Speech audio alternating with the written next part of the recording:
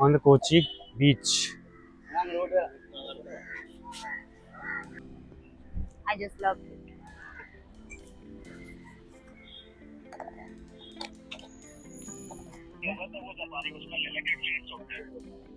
वो कैसे करना पड़ेगा उसको?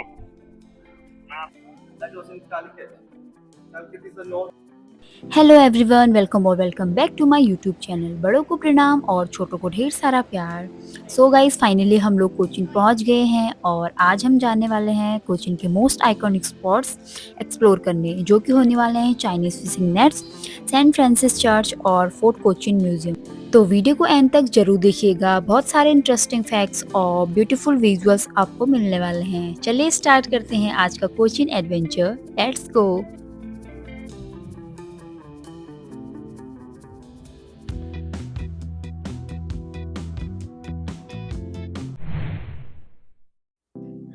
सो गाइज, अभी हम हैं कोचिन के सबसे फेमस टूरिस्ट स्पॉट पर, जो कि है चाइनीज फिशिंग नेट्स यानी कि चीना वाला।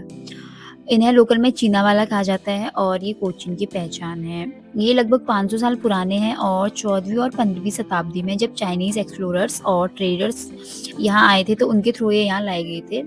यानी जो यूरोपियन के आने से भी पहले चाइना और इंडिया के बीच जो दोस्ती और व्यापार होता था, ये उसके बारे में हमको जानकारी देते हैं। इन जालों की हाइट लगभग 10 मीटर होती है और ये 20 मीटर तक फैल सकते हैं। और चाइनीज फिशिंग नेट्स को देखना सिर्फ और सिर्फ उन जो बड़े बड़े जो जाले हैं जो पानी में उतरते हैं, उनको ही देखने का एक एक्सपीरियंस होता है कि कैसे इतने बड़े बड़े जालों के साथ आज भी कोचिन में उसी पुरानी टेक्निक के साथ जो फिशिंग है वो की जाती है। और दोस्तों, इन नेट्स को चलाने का तरीका भी बहुत ज़्यादा इंटरेस्टिंग है। एक तरफ बड़े बड़े से बैम्बू बीम्स होते हैं और दूसरी तरफ पत्थर लटके होते हैं जो पूरा बैलेंस बनाए रखते हैं। और अगर एक भी आदमी सामने वाली बीम पे चल दे तो जो जाला है वो झट से पानी में चले जाता है। मतलब जो पूरा का पूरा जो गेम है वो सिर्फ बैलेंसिंग का है। सो गाइज, अब आप लोग समझ ही गए होंगे कि चाइनीज़ फिशिंग नेट्स देखना एक अमेजिंग एक्सपीरियंस है, क्योंकि अभी भी जो यहाँ के लोकल फिशर्समैन हैं वो इसी टेक्निक का इस्तेमाल करते हैं और मॉडर्न टेक्निक का नहीं बल्कि इसी ओल्ड टेक्निक के साथ आज भी यहाँ फिशिंग की जाती है। और अगर आप लोगों को कोई ऐसी जगह चाहिए जहाँ आपको हिस्ट्री, कल्चर और अमेजिंग व्यूज़ देखने को मिले, सो आप लोग एक्सप्लोर कर सकते हैं Chinese fishing nets.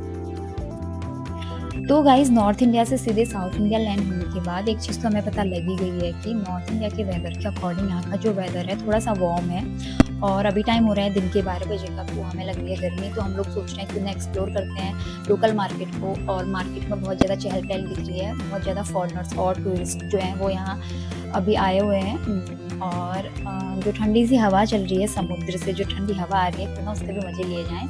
So guys, चलो एक्सप्लोर करते हैं लोकल मार्केट को।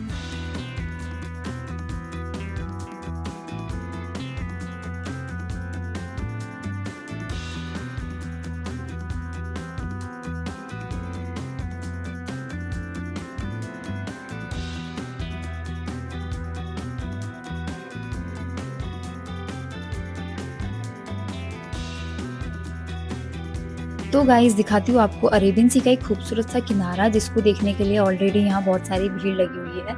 टूरिस्ट और जो फॉरेनर्स हैं वो ऑलरेडी यहाँ जो व्यू है वो एंजॉय कर रहे हैं और यहाँ की जो ठंडी हवा है उसका भी आनंद ले रहे हैं। यहाँ से हम लोगों को दो चीज़ देखने को मिल रही है, एक तो अरेबियन सी का एक खूबसूरत सा नज़ारा और दूसरा जो है वो सामने हमको दिख रहा है चाइनीज़ फिशिंग नेट्स, जिसपे जो फिशरमैन हैं वो फिशिंग कर रहे हैं।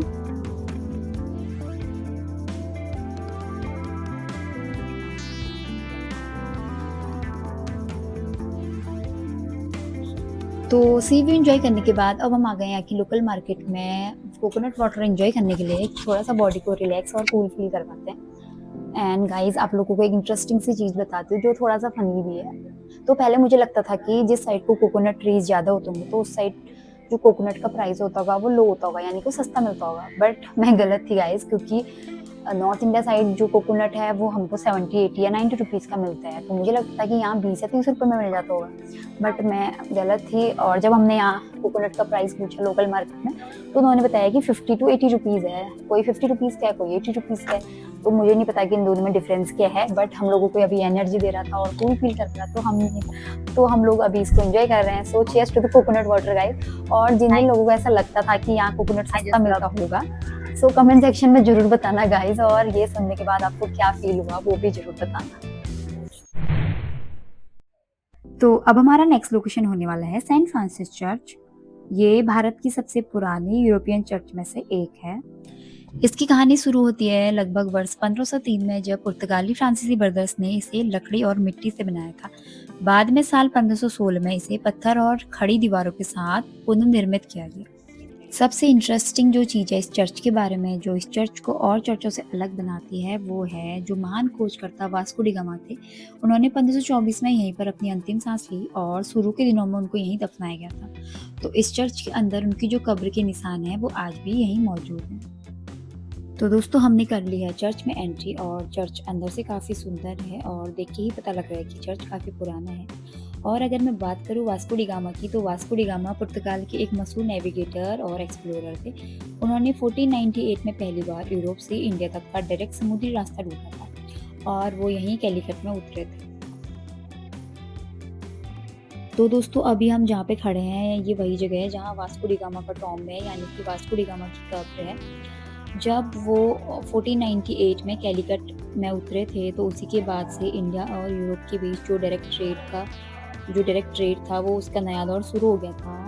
उनकी डेथ जो हुई थी वो 1524 में कोच्चि में हुई थी और उनकी पहली जो समाधि बनी थी वो यहीं सेंट फ्रांसिस चर्च में बनाई गई थी। लेकिन कुछ सालों बाद उनका जो मोर्टल था, उनके जो अवशेष बचे हुए थे, उनको पुर्तगाल ले जाया गया। इसीलिए यहाँ अब उनका सिर्फ सिंबॉलिक टॉम्ब बना है।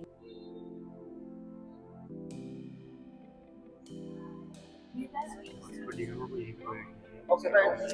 Okay. This is the tomb of Vasco da Gama. Guys, he came in Kerala. First was 1498. That was in Calicut. Calicut is the north of Kochi, 200 kilometers far from here. Second was 1502.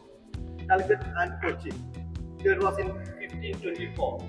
He died next to Kochi due to the disease of malaria. He was originally buried here. After 14 years, his son came. His remains people to Lisbon. These are empty tomb now. So someone visited Lisbon. तो guys इस Tom को देखकर एक बात समझ आती है कि जो हिस्ट्री है सिर्फ किताबों तक सीमित नहीं है, हमारे आसपास भी बसी हुई है। तो जब हम चीज़ों को एक्सप्लोर करते हैं ना, तो धीरे धीरे जो हिस्ट्री है वो हम और करीब से जान पाते हैं। सो इंट्रो से आप लोगों को पता लग ही गया होगा कि जो हमारा नेक्स्ट आइकॉनिक स्पॉट है वो है fort Cochin museum.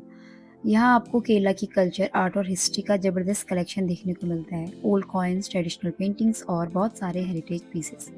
Perfect place for history lovers. A quick walk और हम पहुँच जाएंगे यहाँ की लोकल मार्केट पे।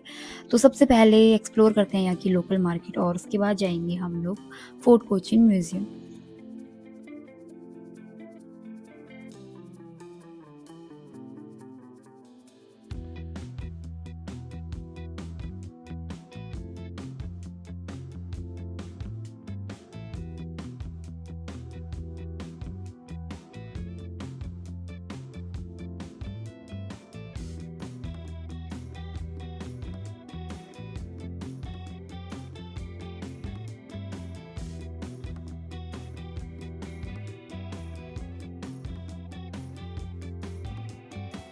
And this is where the fun begins. Welcome to the fort Cochin local market guys. यहाँ हर एक शॉप एक कहानी सुनाती है। यहाँ के जॉटाउन एरिया में आपको प्योर एंटीक वाइब्स मिलेंगी। Old clocks, wooden art pieces और vintage decor items everywhere. Fort Cochin एक टाइम पे बड़े ट्रेडर्स का हब हुआ करता था, इसीलिए यहाँ इतनी कल्चर डाइवर्सिटी देखने को मिलती है।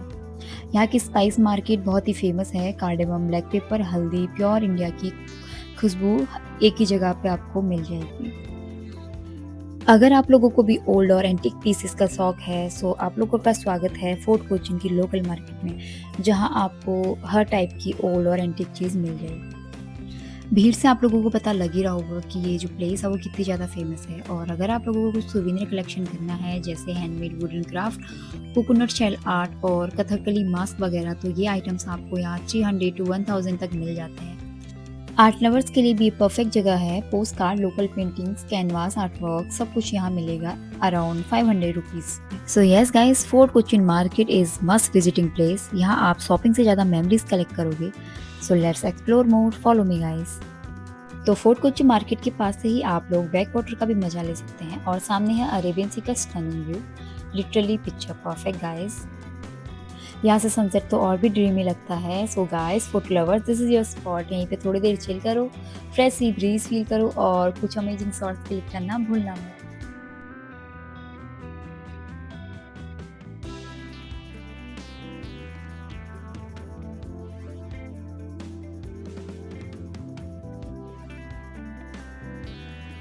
सो दोस्तों अभी के लिए करते हैं इस ब्लॉग को यहीं पे, एंड नेक्स्ट ब्लॉग में मैं आप लोगों को दिखाऊंगी फोर्ट कोची म्यूजियम की कुछ हिस्टोरिकल चीज़ें।